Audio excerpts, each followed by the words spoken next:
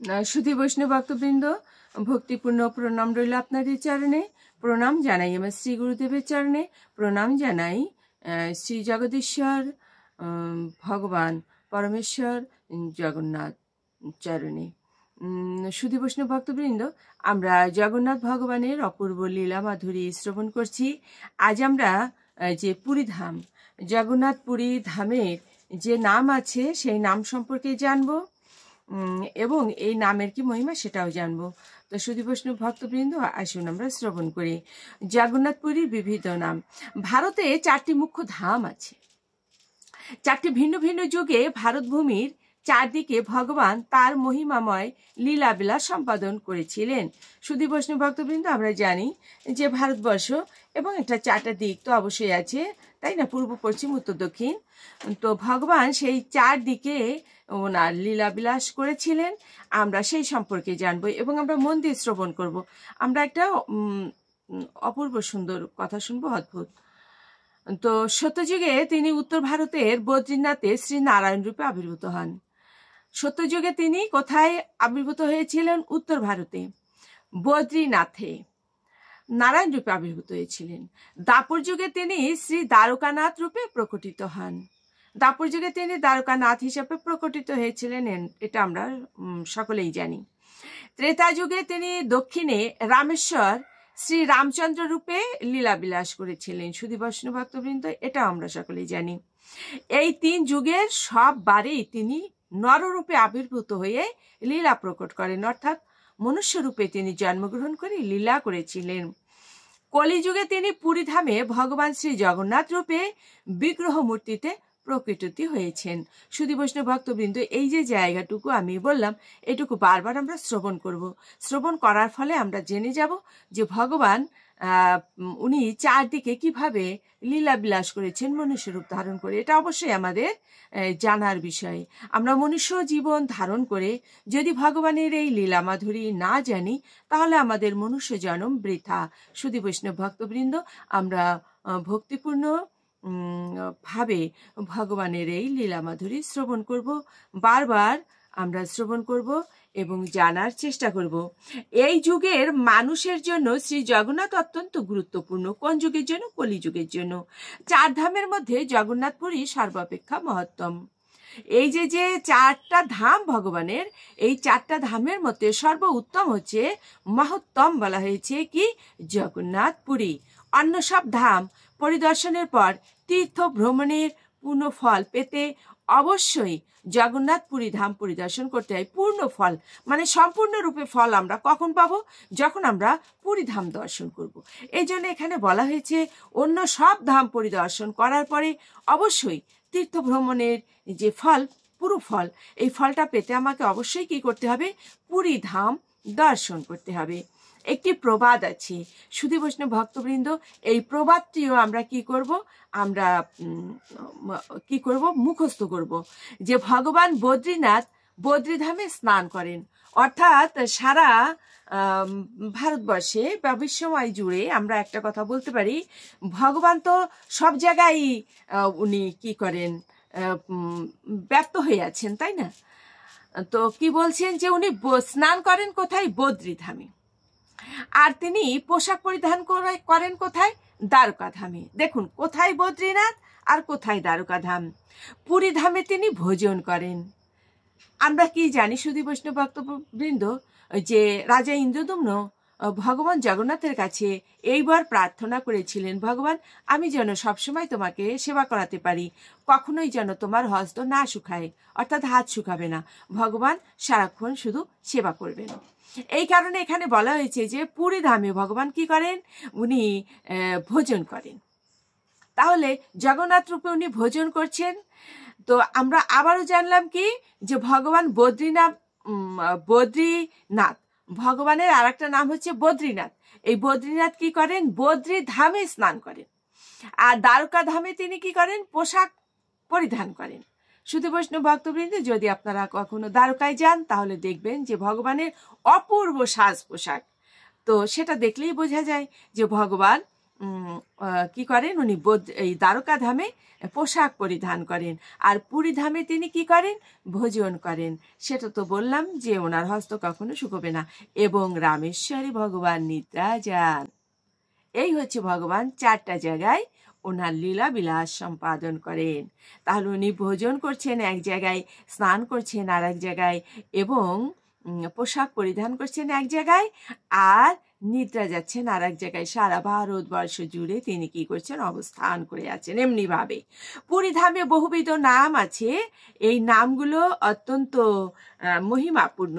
যেমন শ্রীক্ষেত্র, পুরুষোত্তম ক্ষেত্র, নীলাচল ধাম, জগন্নাথ ধাম, সমানিক তীর্থ, উড্ডীমান পীঠ, মর্তবৈকুণ্ঠ, নীলগিরি, নীলাদ্রি, শঙ্খক্ষেত্র, ভূস্বর্গ এবং নৃসিংহক্ষেত্র।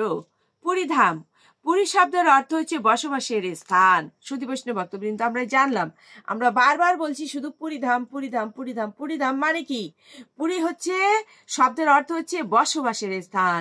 যিনি পুরীধামে বাস করেন তাকে বলা হয় পুরুষ। শ্রী জগন্নাথ হচ্ছেন পরম পুরুষ। পুরীধাম এমন এক স্থান যেখানে পরম পুরুষ ভগবান বাস করেন। শ্রী জগন্নাথের উপস্থিতির কারণে এখানকার সবকিছুই কি পরিপূর্ণ। পুরুষোত্তম ক্ষেত্র, পুরীধাম পুরুষোত্তম ক্ষেত্র নামে খ্যাত। শ্রী জগন্নাথ হচ্ছেন পুরুষ উত্তম, অর্থাৎ পুরুষোত্তম। এই স্থানের প্রতি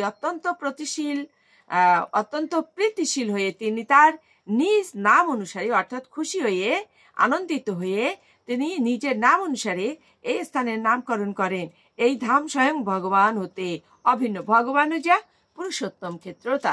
সুধী বৈষ্ণব ভক্তবৃন্দ, একবার যদি বদনে পুরুষোত্তম ভক্তিপূর্ণভাবে উচ্চারণ করেন, জগন্নাথ ভগবানকে দর্শন করলে যে পুণ্য ফল অর্জন করবেন, সেই একই পুণ্য ফল আপনি পুরুষোত্তম উচ্চারণ, পুরুষোত্তম ক্ষেত্র নামটা উচ্চারণ করার সঙ্গে সঙ্গে পেয়ে যাবেন। ভূস্বর্গ, পুরীধাম এই ধরনীর স্বর্গ নামে খ্যাত। আমরা জানি স্বর্গ নামে একটা অতি মনোরম রম্যপূর্ণ একটি জায়গা আছে। তো সেই জায়গাটি কোথায়? পুরীধাম। এই মর্তধামে পুরীধাম হচ্ছে কি স্বর্গ সমতুল্য। শ্রীক্ষেত্র, এই স্থান যদিও বিষ্ণুর ক্ষেত্র, তবু এই দিব্য স্থান শ্রী লক্ষ্মী দেবীর দ্বারা প্রভাবিত। গৌড়ীয় বৈষ্ণব সিদ্ধান্ত অনুসারে পুরীধাম শ্রীমতী রাধা রানীর মাধুর্য ভাবের দ্বারা সম্পৃক্ত, অনুরঞ্জিত। শঙ্খক্ষেত্র, পুরীধামের ভৌগোলিক আয়তন শঙ্খের মতো। সুধী বৈষ্ণব ভক্তবৃন্দ, এগুলো আমাদের অনেক কিছুই জানার প্রয়োজন আছে। শঙ্খক্ষেত্র কেন এখানকার নাম? কারণ পুরীধামের যে ভৌগোলিক আয়তন বা অবস্থান, এটা হচ্ছে শঙ্খের যে আকার, সেই আকারের মতো। উড়িষ্যার পবিত্র ভূমি 4টি ক্ষেত্রে বিভক্ত। এই ক্ষেত্রগুলোর নামকরণ হয়েছে ভগবান শ্রী বিষ্ণুর হস্তধৃত 4টি অস্ত্র, যেমন শঙ্খ, চক্র, গদা ও পদ্মের নাম অনুসারে। পুরীধাম শঙ্খক্ষেত্র নামে পরিচিত। ভুবনেশ্বর চক্রক্ষেত্র, যাজপুর গদাক্ষেত্র এবং কনারক হচ্ছে পদ্মক্ষেত্র। নৃসিংহক্ষেত্র, স্কন্দ পুরাণ অনুসারে পুরীধাম নৃসিংহক্ষেত্র নামে খ্যাত। মহারাজ ইন্দ্রদম্নু শ্রী মন্দিরের নির্মাণ কার্য সমাপন করে মন্দিরের উদ্বোধন অনুষ্ঠানে ব্রহ্মাকে আমন্ত্রণ জানানোর জন্য ব্রহ্মলোকে গিয়েছেন। সুধী বৈষ্ণব ভক্তবৃন্দ, এই জায়গাটি আমাদের বিশেষভাবে জানার প্রয়োজন। তাহলে মনে আর কোনো প্রশ্ন থাকবে না এবং কাউকে আপনাদের জিজ্ঞাসা করবে না যে ঘটনাটা কি। মহারাজ ইন্দ্রদম্ন শ্রী মন্দিরের যখন কার্যটা সমাপন করলেন, নির্মাণ কার্য সমাপন করলেন, করে সেই মন্দিরটাকে উদ্বোধন করবেন। এটা আমরা জানি সুধী বৈষ্ণব ভক্তবৃন্দ, আমরা যখন কোনো মঠ মন্দির স্থাপন করি, তাকে উদ্বোধন করার জন্য অনুষ্ঠান করতে হয় এবং সেই অনুষ্ঠানটা আমরা বিশেষভাবে ভগবান, দেবতা, ব্রাহ্মণ, বৈষ্ণবকে নিমন্ত্রণ করি। তো ইন্দ্রদম্ন রাজা কি করলেন? মন্দিরে সেই কাজটা সমাপন করে মন্দিরকে উদ্বোধন করবেন। উদ্বোধন অনুষ্ঠানে ভগবানকে আমন্ত্রণ জানানোর জন্য ব্রহ্মলোকে গিয়েছিলেন। ব্রহ্মা সেখানে যজ্ঞ সম্পাদন করেন। ওই যজ্ঞ থেকে ভগবান নৃসিংহদেবের এক ভয়ঙ্কর মূর্তি প্রকটিত হলো। ভগবানের মস্তকের উপর সপ্ত ফণাযুক্ত অনন্ত নাগ শোভা পাচ্ছিল। এবং তিনি তার ক্রোড়ে লক্ষ্মী দেবীকে ধারণ করেছিলেন। মহারাজ ইন্দ্রদুম্ন ভগবানের এই রূপ দর্শন করে ভীত হলেন।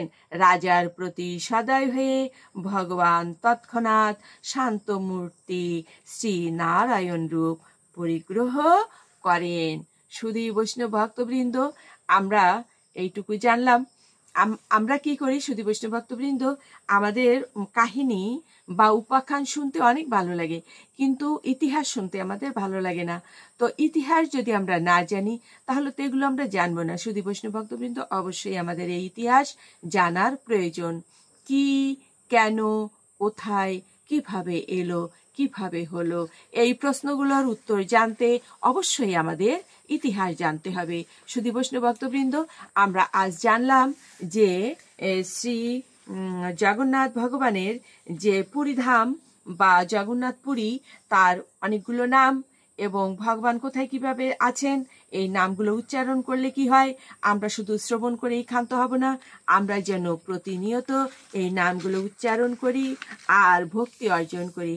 আপনি যখন এই নামগুলো উচ্চারণ করবেন, ভগবান আপনাকে কি করবেন, ভক্তি দান করবেন। শুধু বৈষ্ণব ভক্তবৃন্দ, ভক্তি লাভ করা অত্যন্ত কঠিন ব্যাপার। তো আবার কঠিন নয়, যখন আপনি কি করবেন, মনে প্রাণে, যেটা বারবার বলা হয়েছে, আমরা শ্রীমদ্ ভগবদ গীতার আলোকেও বলছি যে হচ্ছে ইন্দ্রিয়গুলোকে সংযত করতে হবে আর ভগবত চরণে ভক্তি নিবেদন করতে হবে। ভগবত চরণ সেবায় যদি আমরা নিয়োজিত হই, ভগবান খুশি হয়ে আমাদের কি করবেন, ভক্তি দান করবেন। আমরা যদি ভগবানের এই অপূর্ব লীলা মাধুরী বা তার অপূর্ব নাম এবং তার শ্রীক্ষেত্রের নামগুলো আমরা উচ্চারণ করি, ভগবান অত্যন্ত প্রীত হবেন, খুশি হবেন এবং আনন্দিত হয়ে আমাদের ভক্তি দান করবেন, যেটা আমাদের মানব জীবনের পরম পাওয়া। আমাদের এই মানব জীবনটা হচ্ছে, এই মানব দেহটা হচ্ছে ভজনের দেহ। এই দেহটা ভগবান আমাদের দিয়েছেন ভজন করার জন্য, ভগবানের সেবা এবং তার কাজ করার জন্য।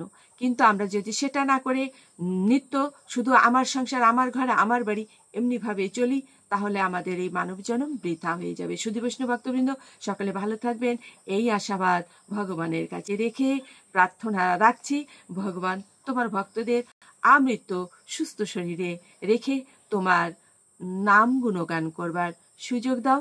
তুমি আমাদের তোমার ভক্ত করে নাও, আমাদের ভক্তি দান করো, এই প্রার্থনা করে রাখছি। শুধু বৈষ্ণব ভক্তবৃন্দ, ভালো থাকবেন সকলে। জয় জয় শ্রী পুরীধাম কি জয়, জয় জয় শ্রী পুরীধাম কি জয়, জয় জয় শ্রী জগন্নাথ বলভদ্র সুভদ্রা মহারানী কি জয়।